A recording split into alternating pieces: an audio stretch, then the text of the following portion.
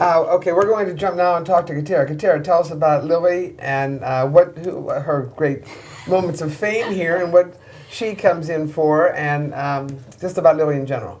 Well, Lily's a miniature pinscher, and she's 8 years old. She started out as a conformation dog, but she is in the competing in agility. And so when she was about 2 years old or so, she tore a cruciate. And for that rehab, we did swimming and some other things, but the chiropractic and the laser has really helped her. Because of her injury, she tends to compensate, and so she will get a pinched nerve in her back, or she throws her back out. She is also much of a hunter that I was just saying this weekend. She tore my decorative pond up again by hunting for critters. Okay. So a lot of times she'll throw her back out, and it's amazing just with calling Dr. Bertram here. We get her in here, and the treatment just makes a difference within 24 hours. Cruciate, that's in the knee? Yes. Okay, the cruciate's in the knee then. Yes. Okay, and now in comparison to Honeybun, who was here, now we've got the performance dog. This one, how often does Lily perform? She performs probably a couple times a month, which would be 2 or 3 days on a weekend. So probably 4 to 6 times a month on top of class every week. And so it keeps her coming here on top in top shape, because just like any athlete, we need to keep her fit so she can continue to do what she does. And my big question is then, as the owner, because we were talking a little bit while we were waiting for Lily to come in, about the owner being very, very proactive and being aware of their dog. So whenever Lily's sending you the message saying, you know what, I'm not feeling so good. Right. Then you make the phone call. Right. And then you talk to Dr. Bertram and get Lily in here. And she is now on a maintenance program, which actually for a lot of people it's very important. It's like us. A lot of times we wait too long, and then when we come in it takes us longer to recover. She is on a 4 to 5 week maintenance plan, and she comes in every 4 to 5 weeks to see Doc Bertram and to get a laser treatment, both, and that has kept her on track. She very rarely has a setback where we really need to do an additional visit. As long as we keep on top of it, it keeps her in shape. So unless she does something silly like doing a lot of digging and that sort of... Or redecorating your pond. Yes, redecorating my pond. Good. Way to go there, Lily. So anyway, and of course you could see she's a little high energy. She's ready to go here, so... Okay, so let's talk about what you're going to do with Lily and how this either compares or same as Honeybun or what. Very, very similar as far as the adjustment. We do the passes like we did, and I'll show those without all the fluff that Honeybun has.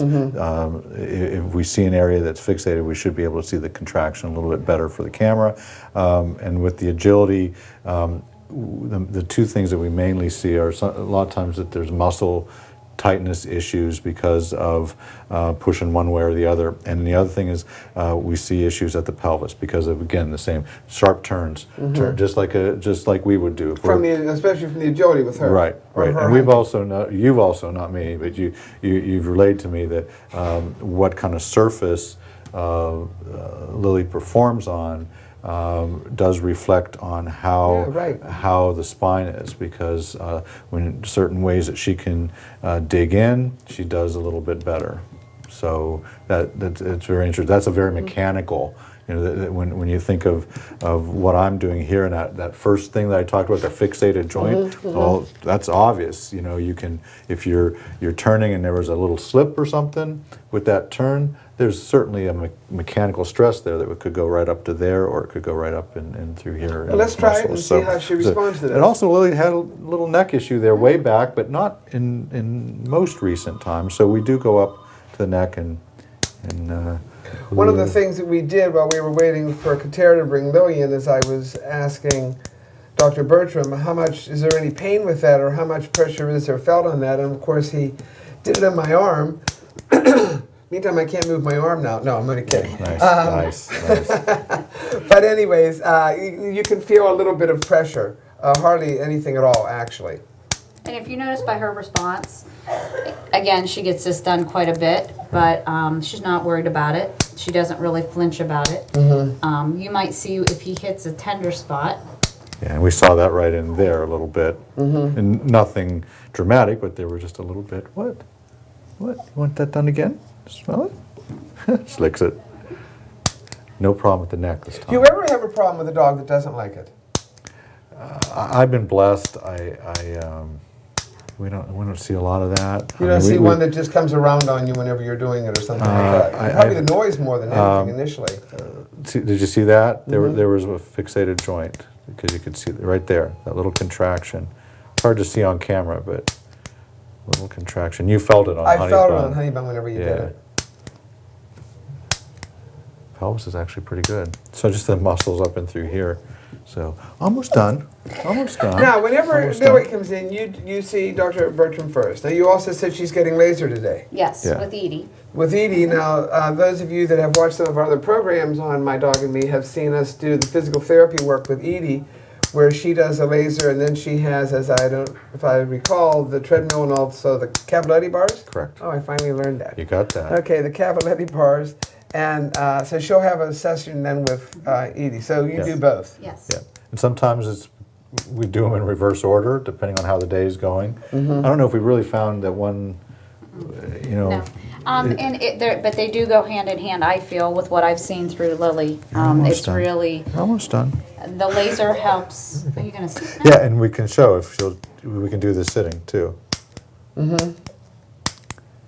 And the other, and to answer the other question about, I've been blessed with really good dogs. Any dog that has come back to try to nip at me, it's not when I've been adjusting. They usually like the adjustment. It's usually when I was poking and prodding too long. As a chiropractor, we're always poking, and if I poke too much, that might get the dog's attention. The adjustment they usually love. Katara, how do you know when she needs an adjustment? She actually tends to either chew on one foot, her toes. The toes. Okay. Or she will fling one of her back legs. I've seen her do that occasionally. And that's when I know that she's getting, and it's typically back through here, she's getting tight, and it pinches the nerve back here that runs down the leg. And it's interesting because she was really bad. I think it was the last time we were in. And when they adjusted her, I'm trying to think if she did it when you adjusted her, but she flung right after. She flung her leg right afterwards. Was that the last one? Yes. And that was the last time? When he hit the spot. Also, when Edie did the laser, when she hit a particular spot. And so you know that they're hitting what you need them to get just by her reaction. But again, she loves coming in here and seeing these guys. Now, was she, a lot of the different treatments we do on dogs, for whatever reason, they're kind of wiped out or so afterwards. There's no response here at all. I mean, this doesn't have any physical effect on her afterwards. No. That's an excellent question. Lily doesn't. Sometimes we will see where owners will tell us that, hey, that dog just was pretty subdued and quiet and didn't want to do a lot that day, and then was great the next day. That's not typical, but we see that. But it's not that they're sore or they showed pain behaviors, but they just were kind of wiped out. We don't know if it's from the event of coming in or from the adjustment. Honeybun's actually the opposite. When I adjust her at home, then she starts running and tearing through the house like she's lost a few years. She's like she's 8 instead of 13. Well, now, how often does Lily come? You said whenever she first started, she came how many times in a row? Actually, no, she comes every 4 to 5 weeks. Every 4 to 5, Right. and that's just for this adjustment. Yeah, right. and that's just because what Lily told us to do. Lily told us that was about do you speak? Yeah. Because I wanted to stay ahead of it. Yeah. So we want to, being that she is a competitive dog, now in the summertime, she's not as bad because she's running on a softer surface that she can grip. Now that we're coming into the winter, she's going to run on a thick rubber matting, which is harder on her because she cannot grip it. So That might be the 4 weeks instead of the 5 weeks or right. something So like that. we adjust to what she tells us body-wise, if she needs it 4 or 5 weeks. But if you stay ahead of it, it's like it's so much better for the dogs, and especially for the competitive dogs. Even for the seniors, I'm sure you see that if you stay ahead of it. We were talking about that. Right. Using it on a senior dog. Yeah. It is much easier on the dogs. They don't have to take a day to recover. You're staying ahead of the process. Right. And that also leads to when we talked earlier about treatment planning, which is is difficult and easy all at the same time. You know, like I said, Lily kind of told us what the right interval would be, and I'm a big believer in that. But for example, if we have a disc herniation dog, the protocols are pretty well laid out for that. We like to do a series of 5 adjustments over like a 4 to 6 week period if it's a disc dog. If it's a muscle strain, say there was a muscle strain in the neck, that's usually 1 or 2 adjustments. We kind of make the plan up, because again, if you do an adjustment and the dog's fantastic, you don't do 5 adjustments on that dog. How old is she?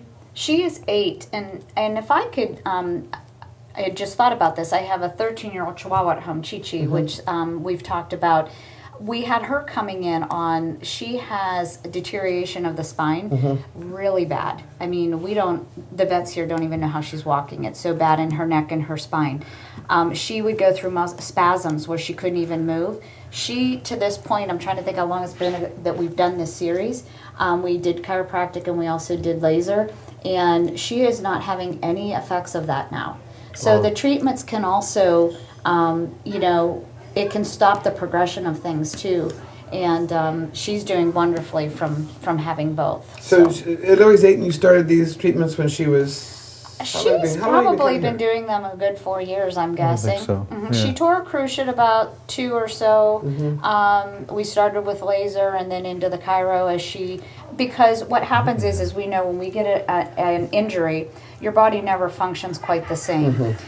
So she does compensate on her rear end, and you can see, actually, if they can see it, she will sometimes see how she doesn't put as much weight on that back right. Back right. Yeah. Yes, Yeah. she's sliding on the table. Yeah. So that's what causes the injury in the Get back. some tightness up in here to compensate. Yeah, I can see for that whenever she's Yes. standing here, she Yes. just, yeah. And that's the cruciate she tore, so she tends to put more of her weight on the other side. Now, But whenever she's not performing anymore, we'll probably continue with some laser as far as maintenance with her then, too. yes, yeah, because it really just dog. keeps her able to do what she wants to do. And she's a very active dog, so it depends on your dog too. But if they're active and they like to do active things, you need to keep them as comfortable as possible. Okay, anything else we need to add about Lily?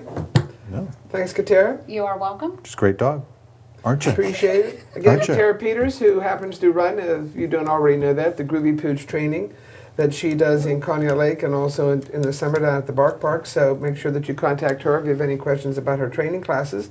And then she'll give you a chance to meet Lily and answer any questions that they might have about the chiropractic things as far as you're concerned as a owner of the dog. Okay, thanks very much. Appreciate Thank it. you.